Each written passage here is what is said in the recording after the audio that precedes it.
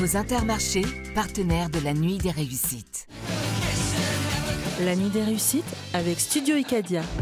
La Caisse d'épargne Grand Est Europe, partenaire de la Nuit des Réussites.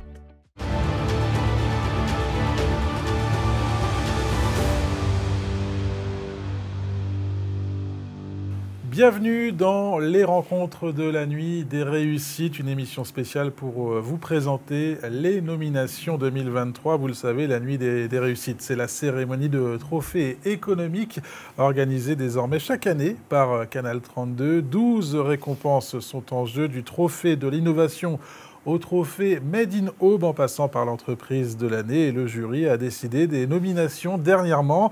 Avec nous, Fabrice Schlosser, le directeur de Canal 32. Bonsoir. Bonsoir Damien. On va découvrir ensemble les nominations trophée par trophée. Une première question avant de dévoiler les entreprises nominées. Comment est composé le jury de la Nuit des Réussites? Qui désigne les lauréats? Et oui, c'est une question qu'on me pose souvent. Il faut savoir qu'à l'origine du projet, on a décidé de créer un jury qui puisse rassembler l'ensemble des familles économiques de l'Aube, quelque chose qui soit très collectif. Alors à l'intérieur de ce jury, il y a des membres des chambres consulaires, agriculture, artisanat, CCI.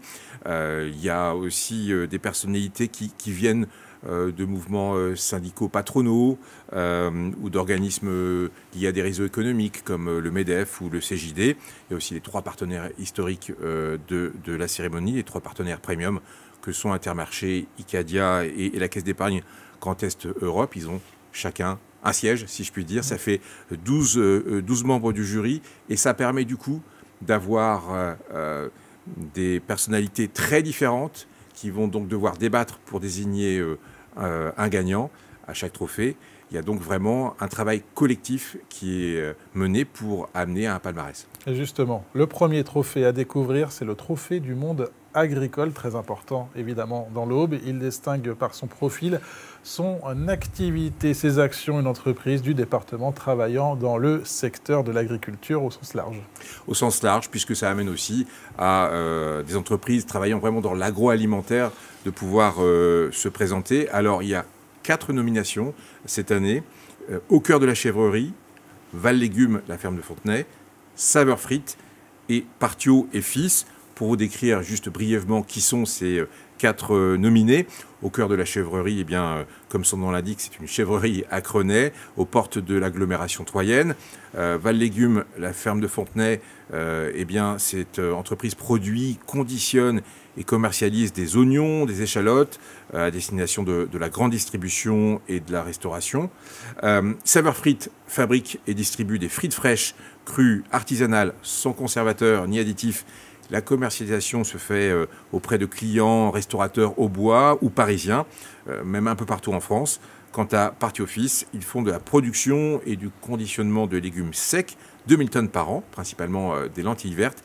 Il faut savoir que ce sont des projets assez différents. 3 sont vraiment dans la production et la transformation. Et ce qui est intéressant, c'est d'avoir des exemples d'agriculteurs qui ont décidé de transformer eux-mêmes leur production. Et puis, il y a, via la chèvrerie, un projet original qui essaie de s'imposer année après année avec beaucoup de volonté, avec des visites possibles. Enfin, voilà. C'est des projets assez différents. Ce ne sera pas simple de les départager. Et partout dans l'Aube, en plus, hein, du nord de l'Aube jusqu'au sud, en passant par l'agglomération troyenne. Pour le coup, l'agriculture est bien représentée. Effectivement. On continue dans les nominations avec les trophées de l'artisanat, Madame Audacieuse, William Arlotti et Florello Pâtisserie. 3 projets également assez différents. Derrière le nom de Madame Audacieuse se cache Margot Roblin. Elle est créatrice de bijoux en argent et pierres semi-précieuses, entièrement réalisés à la main dans son atelier à Troyes. Quant à William Arlotti, eh bien, c'est un créateur de vêtements, de collections originales en série limitée. Il est basé à Bar-sur-Seine. Enfin, Florello Pâtisserie, c'est le pâtissier Florent Souris que pas mal d'Aubois connaissent. Là, c'est du macaron, des chocolats, des pièces montées. Il a créé son affaire il y a un certain nombre d'années. Là aussi, le choix ne sera pas très simple. Oui, effectivement, la pièce montée de mon mariage notamment. Le troisième prix à présenter, le trophée du Made in Aube, lui, récompense logiquement les entreprises qui produisent et conçoivent leurs produits dans le département de l'Aube. Et oui, comme on met en avant le Made in France, il est important de mettre en avant le Made in Aube. C'est un trophée qui, d'année en année, amène à des surprises et à des découvertes. 3 nominés cette année, la manufacture d'Orphée, Saveur Frites, encore lui, et la distillerie de Soligny. La manufacture d'Orphée, c'est assez intéressant. Ça propose à ses clients des enceintes haut de gamme, sur mesure. On est vraiment dans du travail, un peu d'art, un ouvrage assez spécifique. Donc des enceintes vraiment très très très haut de gamme. Saveur Frites, c'est la deuxième nomination pour ce fabricant de frites fraîches. Et enfin, la distillerie de Soligny, c'est assez intéressant. Il fabrique des eaux-de-vie et du whisky Made in Aube. C'est quand même assez original et ça valait le coup de souligner durant cette cérémonie. Pour le trophée du Made in Aube, petit point de détail, la cérémonie aura lieu le 9 novembre prochain. Est-ce que les entreprises savent à l'avance qu'elles seront lauréates? Eh bien non, et ça fait tout le sel de la cérémonie. On l'a constaté durant les 2 premières éditions. Ça donne de l'émotion, puisque, et évidemment un suspense. On a constaté, comme pour les Oscars ou pour les Césars, que ne pas dire à l'avance les lauréats, donnait une ambiance particulière, et souvent ça amène à des réactions très naturelles, très fortes. Donc on conserve ce principe. Les entreprises qui ont des nominations vont arriver en ne sachant pas si elles vont venir sur scène. On l'avait vu notamment l'année dernière avec le groupe Frankiche qui avait explosé de joie Exactement. au moment de sa victoire. On continue notre parcours des nominations. 4e trophée, le trophée de l'innovation, Picopay, Ability et Gamba et Rota. Là, c'est l'innovation au sens large. On a 2 entreprises plus dans le digital et innovation numérique. Picopay, c'est une appli coupe-fil dans les magasins. La solution permet aux consommateurs, sans inscription, de scanner le code barre de leurs articles depuis leur smartphone, de payer en un clic et de sortir sans avoir fait la queue. Ça peut avoir une expansion nationale, voire internationale. Ability, très intéressant, c'est une société qui crée une solution de réalité virtuelle. C'est un dispositif médical pour rendre la rééducation motivante et accessible à tous. Là aussi, il y a beaucoup de développement possible. Là, c'était l'innovation technologique et on va être dans une innovation très forte, mais plus matérielle, si je puis dire. C'est Gamba et Rota, l'entreprise familiale bien connue, spécialisée dans le transport routier de marchandises. Ils ont inauguré, il y a quelques semaines, un système de préparation de commandes automatisé. C'est une première mondiale dans le domaine de la logistique des vins et spiritueux. Donc là, on va choisir entre la technologie ou le côté inventif. Voilà le trophée de l'innovation. 5e trophée, le trophée RSE, le trophée de l'entreprise responsable et durable. Et là aussi, 3 entreprises bien connues, bien implantées dans l'Aube. Bien implantées et qui ont fait des efforts, on va dire, parfois très différents dans de cette activité RSE. Assa Abloy, Eco-Cuisine et Brodart Packaging. Alors, Assa Abloy, c'est anciennement Vachette. C'est une entreprise appartenant à un grand groupe mondial, mais profondément enraciné dans le monde économique au bois. L'établissement de Sainte-Savine fabrique des cylindres, des serrures, des barres anti-panique. L'entreprise est engagée dans de nombreuses certifications RSE et aussi dans des initiatives en faveur de la biodiversité.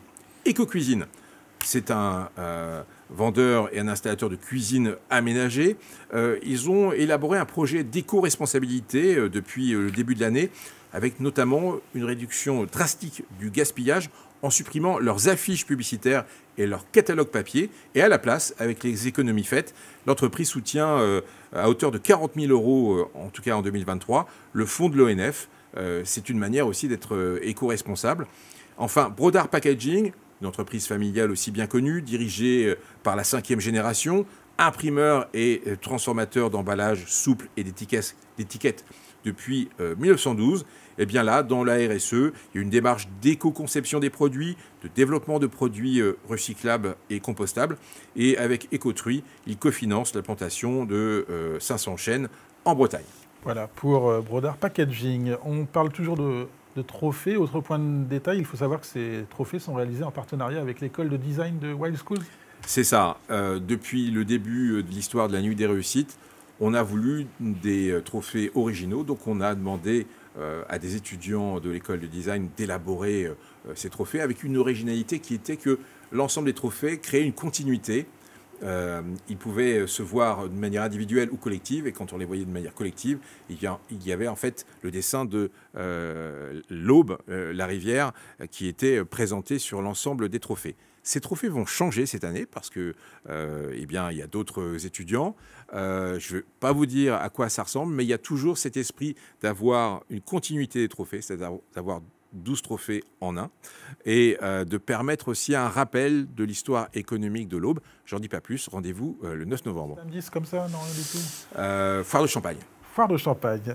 On continue la présentation des nominations avec le 6e trophée, le trophée de l'entreprise au féminin. Pourquoi un tel trophée? Ce n'est pas un peu sexiste? Alors, on me pose souvent la question, pourquoi en 2023, on propose toujours un trophée uniquement dédié aux femmes. Il faut savoir qu'il y a un problème dans la vie économique. Seulement 25% des entreprises en France sont dirigées par des femmes. C'est insensé. On ne voit pas pourquoi il y aurait un chiffre aussi petit. Simplement, ce sont sûrement des raisons sociétales qui font que on n'accorde pas assez d'importance à des projets dirigés par des femmes. C'est pourquoi il nous paraît encore important de soutenir l'entreprise au féminin et de mettre en exergue ces projets dirigés par des femmes. Et donc on le maintient. Ce n'est pas du sexisme, c'est plutôt du soutien au féminisme. Et justement, quels sont les nominés EES? Bérangère Henrion et Marie-Odile McKinley pour Ability, on en avait parlé. Pauline Bechillot pour Coyali et Véronique Gaudier de la distillerie de Soligny qui fabrique ces fameux whisky au bois. Alors, je vous parle simplement évidemment de la 3e nominée qu'on n'a pas présentée. Il s'agit de la PME Coyali. C'est une solution simplifiant l'utilisation des smartphones pour les personnes en difficulté avec le numérique, notamment destinées aux seniors. Ben voilà, c'est rendre facile la capacité de naviguer entre les applications et aussi d'avoir des applis très pratiques pour des cas d'urgence, etc., etc. Et là aussi, c'est une innovation de la Technopole de l'Aube. Les seniors, mais pas seulement. Le 7e trophée, le trophée du jeune entrepreneur, c'est une nouveauté cette année. Oui, vous connaissez l'adage, le talent n'attend pas le nombre des années. On voulait souligner le renouvellement de génération au sein des dirigeants au bois. Et j'avoue qu'on a eu beaucoup de candidatures et ça va être très intéressant de voir en fait ces moins de 30 ans diriger une entreprise.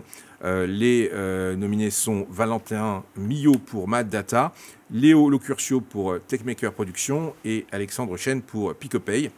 Mad Data, c'est une entreprise qui a créé une application mobile, Ça va où, pionnière en tant qu'application Drive to Store, c'est-à-dire qu'on récompense les utilisateurs pour leur tri responsable.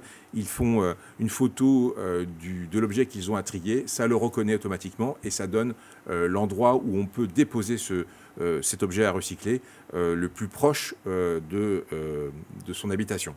Léo Locurcio, on le connaît dans l'Aube, c'est un créateur d'une chaîne sur les réseaux sociaux, notamment YouTube, mais pas seulement, une chaîne de vulgarisation technologique. La chaîne compte 738 000 abonnés sur YouTube, plus de 128 millions de visionnages. C'est pas uniquement simplement des paillettes et quelqu'un qui parle face caméra, c'est aussi un business et c'est pour ça qu'il est présenté dans ce trophée. C'est vraiment un chef d'entreprise à part entière. Puis Alexandre Chen de Picopay, on l'a vu, l'appli coupe-fil dans les magasins. Trois hommes qui ont vraiment déjà la tête sur les épaules. Jeunes hommes, donc, pour ce trophée du jeune entrepreneur. Point règlement maintenant, pourquoi une entreprise peut-elle être nominée dans plusieurs catégories, plusieurs trophées? Là encore, on ne se pose pas la question aux Césars ou aux Oscars. Un film peut recevoir même parfois jusqu'à 10 ou 11 nominations. Eh ben, on considère qu'une entreprise, c'est pareil. Une entreprise peut avoir plusieurs talents, plusieurs capacités pour se montrer. Et donc, forcément, et parfois, ça amène à plusieurs nominations dans différentes catégories. C'est la même chose que pour les films. Voilà, effectivement. On continue la série des nominations avec le trophée de l'insertion professionnelle. Il faut savoir qu'il y a toujours au sein des trophées de la Nuit des réussites, un trophée un peu plus sociétal.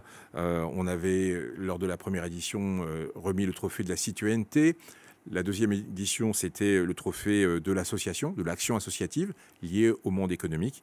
Là, pour le coup, on met en avant l'insertion professionnelle avec 3 nominés, Handy Conseil, Artémise et Assa Abloy.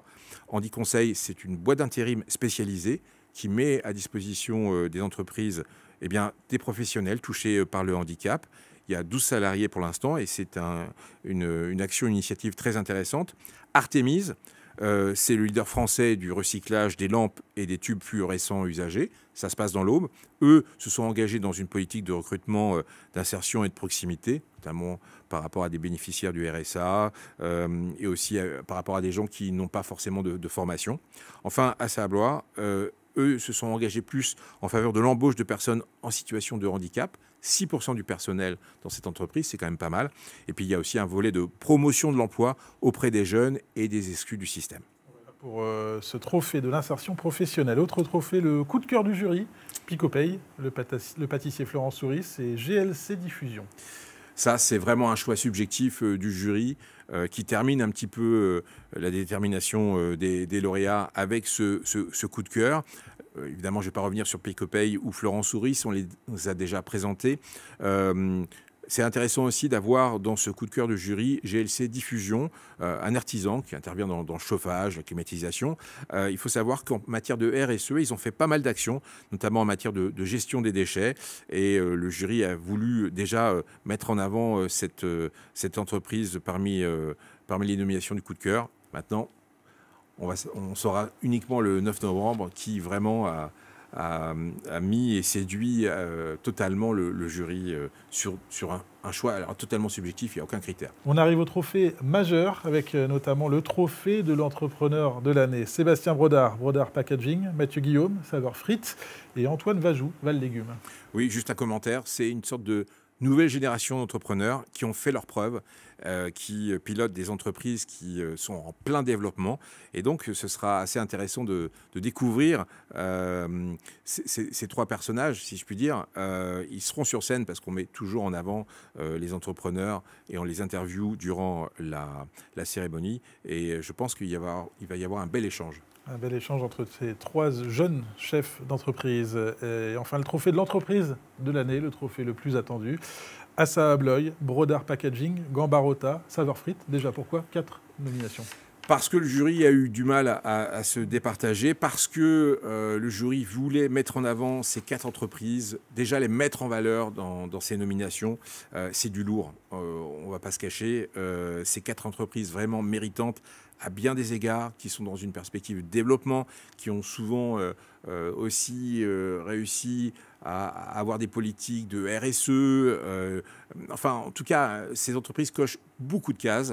Là, je ne voulais pas être à la place du jury, honnêtement, parce que ces 4 entreprises mériteraient pratiquement le trophée, mais déterminer et choisir, c'est le job du jury. Je ne vous dirai pas qui a gagné, je le sais, mais ça a été difficile. Bon, le tout dernier trophée, ça sera le trophée du public, un trophée important aussi. Très important parce que c'est intéressant de voir le lien entre les Aubois et les entreprises. On a parfois été surpris par les choix du public, puis aussi c'est une manière pour les entreprises de faire du happening et de dire à ceux qui les aiment de voter via le site internet de la Nuit des Réussites, lanuitdesreussites.fr.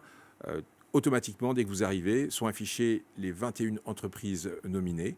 Vous mettez votre mail, vous choisissez une des entreprises et vous participez au vote. Les 3 premiers seront présentés en tant que nominés. Et on saura évidemment lors de la cérémonie qui gagnera. Là, c'est vraiment un trophée pour les téléspectateurs de Canal 32, mais pas que, pour tous les Aubois. Jusqu'à quand on peut voter? On peut voter jusqu'au 6 novembre. Jusqu'au 6 novembre pour cette soirée du 9 novembre. Rendez-vous donc le 9 novembre? Rendez-vous le 9 novembre. On est rodé, mais on est impatient d'être encore au centre de congrès de l'Aube. À 19h commencera la cérémonie, en direct sur Canal 32, devant 500 personnes environ, qui représentent le monde économique aubois. C'est devenu une belle fête.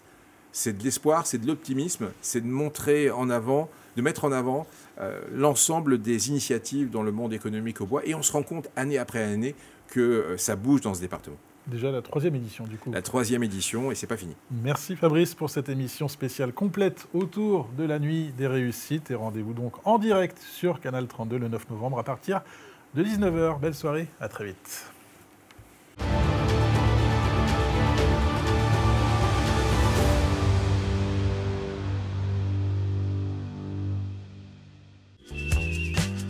Vos Intermarchés, partenaires de la Nuit des Réussites. La Nuit des Réussites avec Studio Icadia. La Caisse d'épargne Grand Est Europe, partenaire de la Nuit des Réussites.